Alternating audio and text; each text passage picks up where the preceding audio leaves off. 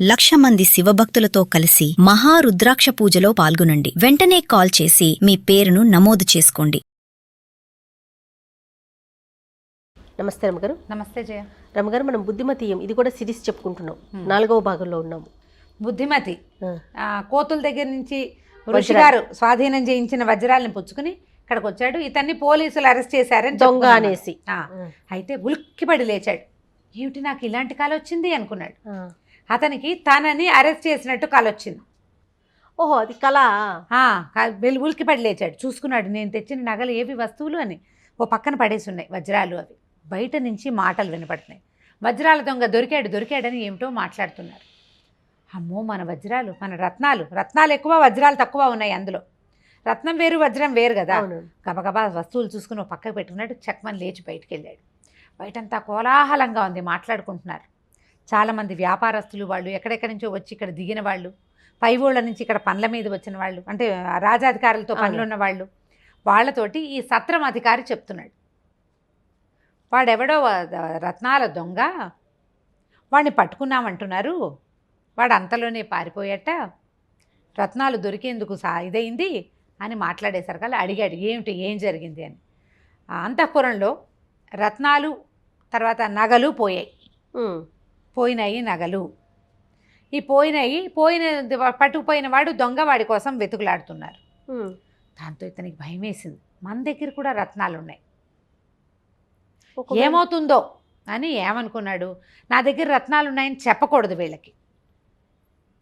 సరేననుకున్నాడు. ఏం చేశాడంటే ఇక రోజు కాస్త తయారయ్యి పొద్దున్నే మార్కెట్లోకి వెళ్ళటం మొదలుపెట్టాడు. రత్నాలు కొంటాము అనే బోర్డు కనపడాలి, రత్నాలు అమ్ముతాము బోర్డులే కనపడుతున్నాయి అన్నీ.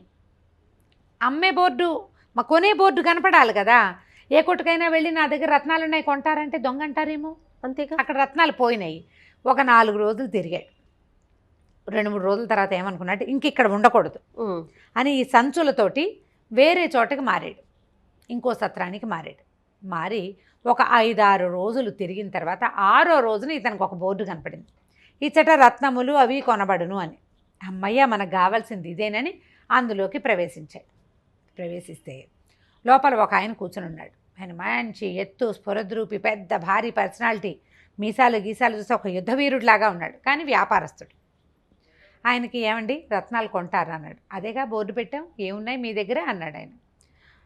రత్నాలు ఉన్నాయండి, మరి వజ్రాలు కూడా కొన్ని ఉన్నాయండి అన్నాడు. ఎన్ని ఉన్నాయి రత్నాలు అన్నాడు. ఒక 6 మానికలు రత్నాలు ఉన్నాయండి, ఒక మానిక వజ్రాలు ఉన్నాయి అన్నాడు. ఎక్కడివి మీకు అని అడిగాడు ఆయన. యాక్చువల్గా మా నాన్న వాళ్ళు అమాత్యులుగా పనిచేశారండి, మాకు రాజస్థానంలో లభించినవే, మరి ఇప్పుడు అవసరం పడి అమ్ముతున్నాను అన్నాడు. అసలు మీ ఊరు అని అడిగాడు ఆయన. మనుజపురం చెప్పాడు.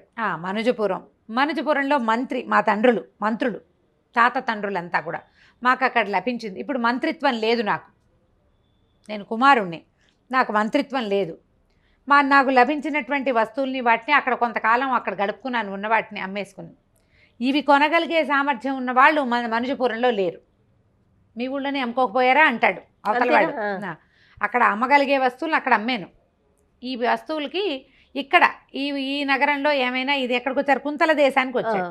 కుంతల దేశంలో వీటికి చాలా ఇది ఉందని తెలుసుకుని ఈ ప్రాంతానికి వచ్చానండి అన్నాడు. మీరు ఎక్కడ బస చేశారు అన్నాడు. ఎక్కడ బస చేశారు అంటే ఫలానా చోట బస చేశాను. ఎప్పుడు వచ్చారు మీరు అన్నాడు. 6 రోజుల క్రితం వచ్చానండి. మొదట ఒక చోట ఉన్నాను, ఇప్పుడు ఇంకో చోటకి మారాను. అన్నీ చెప్పాడు. చెప్పిన తర్వాత ఏవి మీ దగ్గర ఉన్నవి చూపించండి అంటే, మీరు వేల ఎంత ఇస్తారు అంటే, మాకు సేరుకు సేరు, మానిక బంగారం ఇచ్చే పద్ధతి ఉంది. మానిక వజ్రాలు రత్నాలు ఇచ్చామనుకో, మానిక బంగారు దినారాలు ఇస్తాం.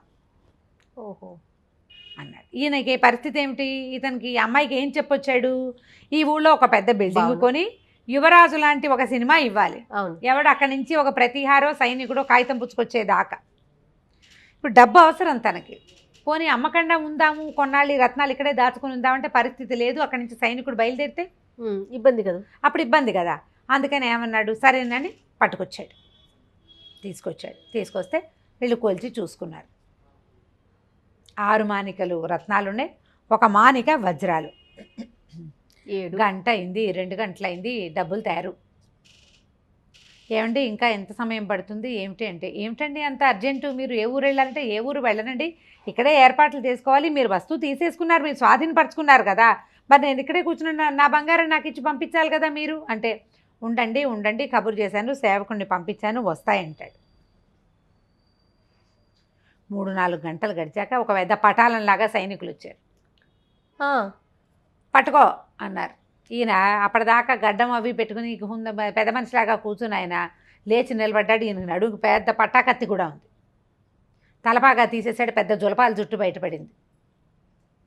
నుంచున్నాక తెలిసింది ఆయన ఏదో కనపడితే భారీకాయుడు కాదు, ఏకంగా 7 అడుగులు ఉన్నాడు, యుద్ధవీరుడిలాగా కనపడుతున్నాడు.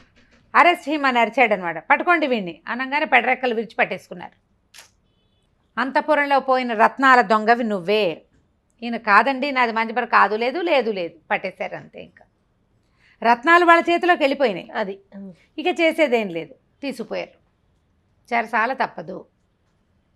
అయ్యో ఇదేమిట్రా, నేను పట్టపగలు కన్న కల ఇట్లా నిజమైంది, ఆ రత్నాలు పోవటం ఏమిటి, నేను నన్ను అరెస్ట్ చేయటం ఏమిటి, వీడికి ఏమీ తెలియలే. సరే ఏం చేశారు, పట్టుకున్నారు. పట్టుకున్న తర్వాత తీసుకుపోయారు. ఇవి ఏమేమి లెక్కలు సరిపోయినాయి, వీళ్ళకు కూడా 6 మాణికల రత్నాలు పోయినాయి. ఒక మాణిక అవి ఇక్కడ ఉంది. వజ్రాల సంగతి అక్కడ వజ్రాలు లేవు. ఓహో, వజ్రాలు పోలా, వాళ్ళకి పోయినవి నగలు, రత్నాలే మెయిన్. ఈ వజ్రాలు ఇంకెక్కడి నుంచో కొట్టుకొచ్చి ఉంటాడు వీడు. తర్వాత ఏ రోజు వజ్రాలు పోయినాయో ఇతను ఆ రాత్రే ఈ కుంతల దేశం లోపలికి వచ్చాడు. ఏ సత్రం దగ్గర దొంగ పట్టుపడ్డాడు అని మొట్టమొదట కేకలు పెట్టారో అదే సత్రం దగ్గర ఇతను ఉన్నాడు. మొదట చెప్పాడుగా వివరం, నేను ముందు అక్కడ ఉన్నాను తర్వాత ఇక్కడికి వచ్చాను అని. దాంతో తీసుకుని మంత్రి గారి దగ్గరికి ప్రవేశపెట్టారు. ఆ స్థానంలో ప్రవేశపెట్టారు, ఓ చోట నిలబెట్టారు.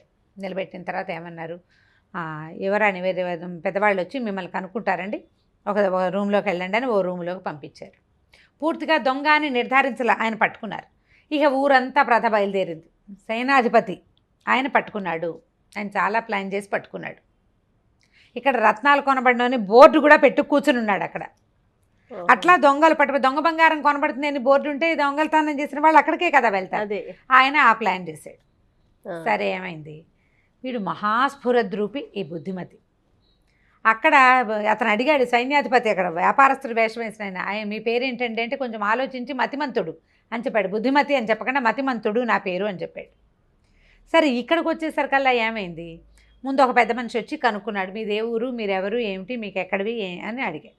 అన్నీ అడిగిన తర్వాత సరే భోజనం చేయండి, యువరాణి వచ్చి మాట్లాడతారు మీతో.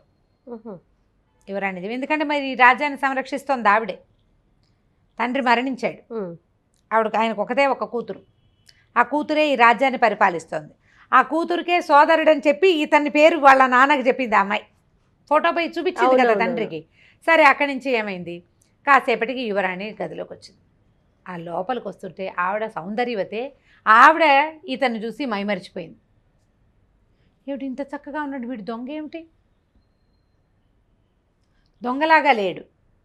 సరే 4 ప్రశ్నలు వేసింది, మీకు ఎక్కడివి, మీరెవరు, మీరేమిటి, ఏది ఇది అని వేసేసరికి చెప్పాడు. ఏమున్నాయి మీ దగ్గర అంటే 6 మాణికల రత్నాలు ఉన్నాయండి, 1 మాణిక వజ్రాలు ఉన్నాయి. వస్తువులు చూశారు, ఆ వజ్రాలు తమవి కాదు. రత్నాలు అన్ని చోట్ల ఒకేలా ఉంటాయి, వజ్రం పోలేదు. కుంతలపురంలో ఎక్కడైనా వజ్రాలు పోయినాయంటే అది రాలా కబురు. ఇతను చూస్తే స్ఫురద్రూపిగా ఉన్నాడు, తెలివిగలవాడుగా కనిపిస్తున్నాడు. అక్కడి నుంచి మంత్రి గారు వచ్చారు. మంత్రి గారు యువరాణి గారు ఇతన్ని కూర్చోబెట్టే మాట్లాడుకున్నారు. సైన్యాధిపతి పట్టుకున్నాడు, ఆయన ఇక్కడ బోర్డు పెట్టుకుని కూర్చున్నాడు. ఈయనేమో ఆ లెక్కలన్నీ సరిపోయినాయి. ఆ రోజే వచ్చాడు ఇతను అంతఃపురంలో ప్రవేశించాడంటే, అంతఃపురం దారి తెన్ను నాకు తెలియదంటే, ఈ ఊళ్ళో నాకు తెలిసిన 3 సందులు. ఒకటి రత్నాల వ్యాపారస్తులు ఉన్న లైను, రెండోది దాని వెనక ఇవాళ కొత్తగా నేను బోర్డు చూసిన లైను, 3, 4 అతనికి తెలిసినటువంటి మొదటున్న సత్రము, రెండో సత్రము, 4 దారులు తెలుసు అతనికి. మిగిలిన ఏ దారులు అతను గుర్తు కూడా పట్టలేడు. కొత్తగా ఊళ్ళోకి వచ్చిన వాడికి ఏం తెలుస్తుంది, ఏమీ తెలీదు, తలా తోక తెలీదు, నన్ను ఎక్కడికి తెచ్చారో కూడా నాకు తెలియదు అంటాడు.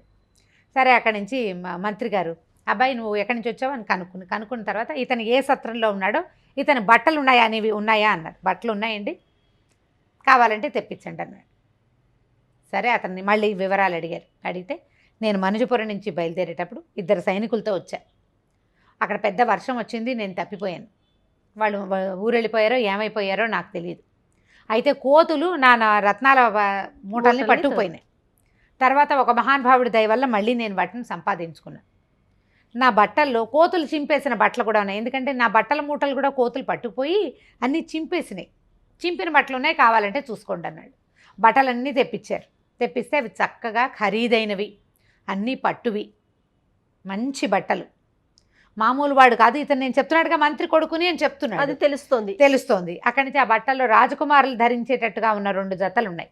ఆవిడ ఏం చేసింది, ఎవరు అమ్మాయి విజయ్ కుమారి, ఇతనికి యువరాజుకి వేసుకునేందుకు బట్టల కోసం వెళ్ళగానే ఇబ్బంది లేకుండా 2 జతలు చక్కగా యువరాజులు వేసుకోవాల్సిన పట్టుతో బట్టలు కుట్టించి పంపించింది.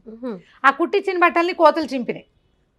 బట్టల మీద ఏదైనా గుర్తుందంటే కొన్నిటి మీద స్వస్తికులు అవి ఉంటాయండి, గుర్తు లేదు. కానీ నా బట్టల మీద మామూలుగా చాకలి గుర్తుకి వేస్తాడు, కావాలంటే చూడండి. చూస్తే స్వస్తిక మనుజపురపు తాలూకు గుర్తు. ఓహోహో. వాళ్ళు ఏమనుకున్నారు, యువరాణి మంత్రి మాట్లాడుకున్నారు. ఈయన మొహం చూస్తే దొంగల్లే లేడు, మాట్లాడితే తెలివిగా మాట్లాడుతున్నాడు, వస్తువులు అవి చెప్తున్నాయి. వజ్రాలు అసలు మనవి కానే కాదు, రత్నాలు ఎవరింట్లో అయినా ఒకేలా ఉంటాయి. అతను చెప్పిన ప్రకారమే జరిగింది. సరే ఆలోచించి వీళ్ళు ఏమన్నారంటే, అయ్యా మాది పొరపాటని మాకు అనిపిస్తోంది, కాబట్టి మీరు మా దగ్గర కొద్ది రోజులు విశ్రాంతి తీసుకోండి, మీ దారిని మిమ్మల్ని మీ వస్తువులు మీకు అప్పచెప్పేస్తాము, మా పొరపాటుకి మీకు క్షంత విలువని చెప్పారు. మాట్లాడుతూ ఉంటే అతను తెలివిగా మాట్లాడటము, కావాలంటే అవి చూసుకోండి ఇది చూసుకోండి అంటాడు. చాలా చూసేసాను జీవితంలో. ఒక మనుజపురం నుంచి ఇక్కడ బయలుదేరే లోపల సావు తప్పి కన్నులు అట్టపోయింది. ముందేమో కోతులు పట్టుకుపోయినాయి, తర్వాత నీళ్ళలో పడ్డాడు, తర్వాత రాక్షసి ఎత్తుకుపోయింది. కాస్తుంటే అది చంపేసేది లేదా తినేసేది, లేకపోతే దాన్ని పెళ్లి చేసుకోవాల్సి వచ్చేది. ఇవన్నీ చూసాను. ఇక మిగిలింది ఏమిటి, కృష్ణ జన్మస్థానం ఒకటే చూడాలండి, ఆ ఒకటి చూసేస్తే నా జీవితం పరిసమాప్తి అయిపోతుంది అన్నాడు. తెలివిగా మాట్లాడుతున్నాడు. సరే ఏం చేశారు, ఒక రూమ్, ఒక పెద్ద భవనం ఆయనకి కేటాయించారు. పడుకోండి వాళ్ళకని భోజనం పెట్టారు. పడుకునేసరికల్లా రాత్రి 9-10 అయ్యేసరికల్లా ఈ యువరాణి వసుంధరాదేవి ఇతని గదిలోకి ప్రవేశించింది. హాయిగా ఇక్కడే ఉండొచ్చు కదా అని అడుగుతుంది. రాచరికం చేసింది. నేను రాచరికం లేదు, నేను బ్రాహ్మణ్ణి, నాకెట్లా రాచరికం వస్తుందంటాడు. ఆవిడ ఏమంటుందంటే, దానిదేముంది, నాతో కలిసి ఉండు, నా రాజ్యం నీదే. బ్రాహ్మడు రాజ్యం చేసిన దాఖలాలు మన చరిత్రలో చాలా ఉన్నాయి, తనని వివాహం చేసుకోమని హింట్ ఇచ్చింది. ఆ అమ్మాయికి ఇతను చూడగానే నచ్చాడు. ఇది బాగా ఆలోచించుకుని ఇతను చెప్పేశాడు, నేను మనుజపురం వచ్చాను, మంత్రి కొడుకుని, విజయ్ కుమారుని ప్రేమించాను, ఆమె ప్రేమను సంపాదించుకోవటం కోసమే నేను ఇక్కడికి వచ్చాను, నా ప్రయత్నం ఏదైనా చేసుకుందామని వచ్చాను, నేను ఆమెను ప్రేమించాను అంటే రాజులకి 2-3 పెళ్ళిళ్ళు చేసుకోవచ్చు కదా అంటుంది ఆవిడ. నాకు ఓకే అయినా కూడా రెడీ, అయినా సరే నేను రెడీయే, నువ్వు నాకు నచ్చావు. ఇతను ఒప్పుకోలేదు. ఒప్పుకోపోయేసరికల్లా, అయితే నువ్వు జన్మస్థానానికి వెళ్ళాల్సిందే, నువ్వు నగల దొంగతనంలో తప్పించుకున్నావు కానీ శ్రీకృష్ణ జన్మస్థానం తప్పదు, నువ్వు నన్ను పెళ్లి చేసుకుంటావా జైల్లో కూర్చుంటావా చెప్పు. జైలు తప్పదు, అయితే ఒప్పుకో లేకపోతే వెళ్ళు అని చెప్పి లేచి వెళ్ళిపోయింది ఆవిడ.